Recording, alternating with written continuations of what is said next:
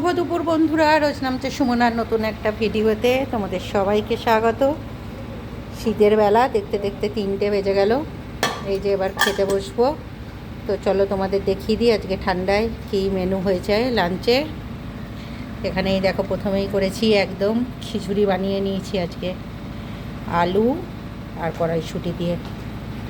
ওদিকে ফুলকপি গাজর কিচ্ছু দিইনি, প্লেন আলু কড়াইশুঁটি ধনেপাতা কাঁচা লঙ্কা দিয়ে এটা আমিষ খিচুড়ি করেছি, মুগ মসুর ডাল মিশিয়ে করেছি খিচুড়িটা। তো এই পাতলা পাতলা খিচুড়ির সাথে এখানে আছে এই যে বেগুন ভাজা। এখানে বানিয়েছি বাঁধাকপির তরকারি। যেহেতু খিচুড়িটা আমিষ করেছি তাই বাঁধাকপির তরকারিটা নিরামিষভাবে করেছি। আদা আর জিরে বাটা দিয়ে একটু ঘি দিয়েছি, কড়াইশুঁটি টমেটো দিয়ে একদম মাখা মাখা করে বাঁধাকপির তরকারি করেছি। আর এখানে হচ্ছে